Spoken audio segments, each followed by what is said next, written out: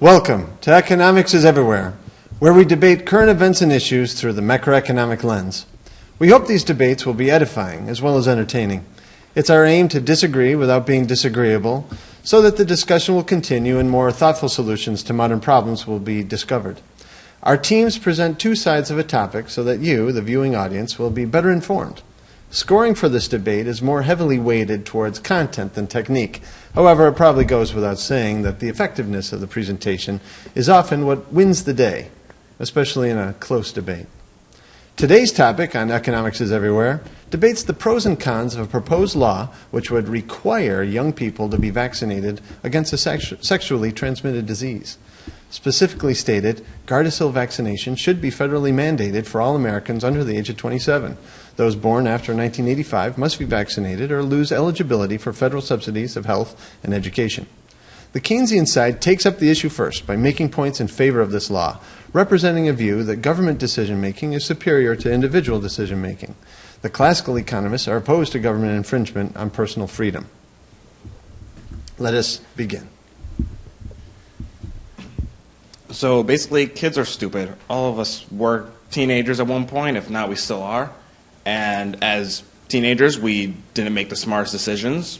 And even as young adults, and adults we know, they don't make the smartest decisions either. So I would trust the government to make good decisions on the behalf of kids to get the required Gardasil vaccination. And also, kids these days aren't taught much of anything about being safe with sex. They're going to have sex anyway, whether they're taught abstinence or not. And they don't know more than what they learn from their friends, they see in movies, and knowing the infamous line from Mean Girls, don't have sex or you'll get pregnant and die.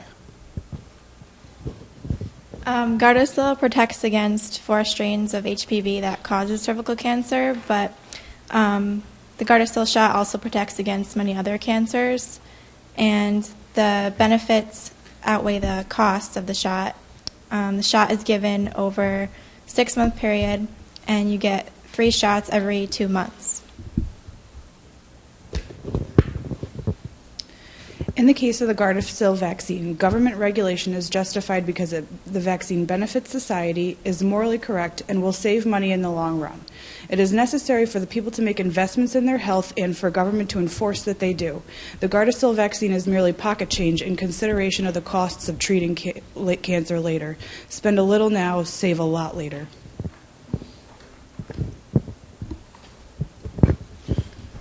Now we turn to the classical side. As classical economists, we do not believe that the Gardasil vaccination should be federally mandated for all Americans under the age of 27. From an economic standpoint, the cost alone of administering the Gardasil vaccine is astronomical. The shot that is given 3 times over a period of 6 months ends up costing an average of $360. People should be able to decide the cost-effective allocation of their resources, not the government, because real life is all about trade-offs, and by mandating Gardasil, people have less choices for their trade-offs. As it stands now, insurance companies are not required by any current legislation to cover Gardasil. Therefore, some people might have to pay money out of pocket for the vaccination, which they may not have. Also, why should Americans have to pay money for a vaccination that is not 100% safe? Developing a vaccine for a virus such as HPV may seem somewhat necessary, but there can be consequences with this vaccine for those who receive it. Certain side effects may be very severe and some can be life-threatening. Some of these side effects include fainting, seizures, paralysis, blood clots, Guillain-Barré syndrome, and in some instances, even death. With side effects such as these, this vaccine should not be something that is mandatory, especially when 90% of people who become infected with HPV are clear of the virus on their own within 2 years. The government seems to want to make this vaccine mandatory because they know HPV is transmitted through sex and therefore will be widely spread. However, HPV is not the same type of communicable disease such as polio, where at its peak would paralyze or kill over 500,000 people worldwide. The polio vaccine, of course, a mandatory vaccine in the United States, and has over the course of years saved millions of lives and has almost completely eradicated the disease. However, the polio vaccine is very safe, and the most serious side effects would be possibly high fever or trouble breathing. Contrastingly, influenza cases between 350,000 and 500,000 deaths per year worldwide. It is highly contagious. Yet the influenza vaccine, which is relatively safe, is not mandatory. People in favor of making the Gardasil vaccination mandatory say that it will protect more people from contracting genital warts and cervical cancer, because they believe people are irrational decision makers. But the fact that people are already voluntarily going out and vaccinating themselves proves that people do indeed already think rationally, and they don't need a mandatory vaccination in order to do so. Along with health risks and costly expenses, the reason why Gardasil shouldn't be a mandatory vaccine is in the name itself. The name Gardasil is a trademark owned by the large pharmaceutical company Merck & Co., who hold the patent on the Gardasil vaccine, causing all of the vaccines given out to have to be Gardasil. This patent would give Merck & Co. tremendous power in what price they want to charge customers, since there are no competitors for competition. This in turn would hurt the customers, since competition in the market tends to drive prices lower. Having one company own a single vaccine that everyone is mandated to buy would create another huge monopoly in the American business class, which is not what we need. In the end, it ultimately comes down to two decisions: whether we want yet another aspect of our lives to be controlled by the government, or whether we want to have the choice to make rational, economical decisions on our own. After all, should you have to be made one less? You ended up saying that people are rational decision makers, and I'd like to say that they, in fact, are not. You said people are going on their own to get the shot, and that it should just be left that way. But something as simple as the flu shot, many people aren't getting that either, and that's offered at your doctor's, offered at CVS. You can go anywhere to get that, and there's many people that do not decide to go get that. And there's no really reported side effects at all for it. So. But they should have their own decision to get that or not. They should have the right to know, well, actually, their own to go get it or not. If they want to, they should. But right now, you're just forcing it on them to just get it when they're not 100% sure if they want it or not. It's not just protecting them, it's protecting other people, too. It's very contagious. But the people who get the shot, then aren't they already protected by it? So if someone close to them does develop the flu, then they're already protected against it, so they won't contract it. But if that one person that had the flu didn't have it in the first place, it wouldn't go anywhere. Unlike the flu shot and the polio shot, it's not a live virus or dead virus. It's a protein, so it's less harmful, and it does save more lives than kill people. So. If it was less harmful, then why are there so many serious side effects? And also, where we're coming from is something like the flu or polio even is much more contagious. You can go to school and someone can sneeze on you or cough on you and you can contract the flu. Whereas HPV or cervical cancer, you can't get that from just going to school with someone. You can only receive it from sexual contact. And so we're saying that obviously everyone agrees that it is a good vaccine and it is something that many people do want to get, but we're just saying that you shouldn't be made to get it. You should have the choice of whether or not you want to. The people elected officials to run a government that had their best interests in mind, and it's the responsibility of the government to mandate something that they know is going to save a lot of lives and protect a lot of people. Doing otherwise would just be putting the nation further at risk. Now, well, you say it saves a lot of lives, but not all of them. I mean, all the people that got Gardasil were not the safest. I mean, there's almost 30 people that died from that. I mean, if you were to go ask them how Gardasil helped them, I'm sure you'd get a really nice answer. Well, it's saving more lives than it's harming, really. Cancer kills people, a lot more people than a vaccine But you're does. only covering 4 kinds of it when there's hundreds of kinds of that, which you're actually saying people are actually safer when they're not exactly. Thousands of the strand of Right. the HPV virus, but this is protecting against the 4 types that cause 90% of cases of genital warts and cervical cancer. That's a very large amount of people, of instances of the virus.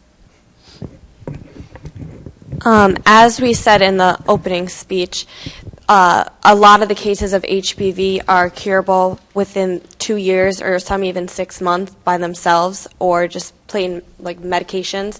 So the Gardasil vaccine, while it will prevent you from either getting it in the first place, it's when you contract HPV, it's not like you'll never be able to get rid of it. you can. The HPV may go away within 2 years or so, but that doesn't mean the cancer they get from that is going to go away as easily. That takes a lot more treatment. It costs a lot more money for the government. That is true, but the money that is spent on the shots would probably equal out how much money is spent currently on treating these forms of cancer. And the survival rate from these cancers are rising too, along with medication. It doesn't always cure itself in 2 years either. A lot of the times, people can have a very mild form of the HPV and it doesn't work its way out of their system, and they do have to have treatment for it, years down the line. So it's not always that it will work itself out of someone's system. Sometimes it really can harm someone permanently for the rest of their lives. You guys said before the government is putting this vaccine out because the government is looking out for your best interests and it wouldn't do anything that would put you in harm's way. But if that was true, then how come there's been so many recalls of prescription drugs out right now? And how come there's been so many, just watching TV, you'll see commercials for the recall of Yasmin, all these different, obviously those are birth controls different than the vaccine, but they still are putting people's lives at risk because all the time it's not necessarily what's the best for the public, but also in order to make the most amount of money for these large companies that are influencing the government, whether we want them to or not. But Gardasil hasn't been recalled, and birth control, yes, some of them have been recalled, but that also goes along with the sex aspect. So if people were rational, they wouldn't need to go on birth control and prevent things, but they aren't rational thinkers, so they need to go on birth control and get Gardasil shots to protect themselves. And there's new development in science every day. I mean, we don't know what they're going to discover tomorrow. Nobody does. I mean, like I said, there's new advances in medicine and there's new sciences in medicine. So at the time, the government perceives that the benefits outweigh the costs, so they would find it necessary to mandate it. But you just said, you don't know what science will hold for the future. You don't know, so that means, what will that do to the people? You don't know what's actually going to happen. That's not 100% good for the people without knowing that. Right, a spirited debate that's continuing along, we appreciate greatly. We only have about 30 seconds for each side to give their closing statements. Keynes, take it away. Well, as of today, the benefits outweigh the costs.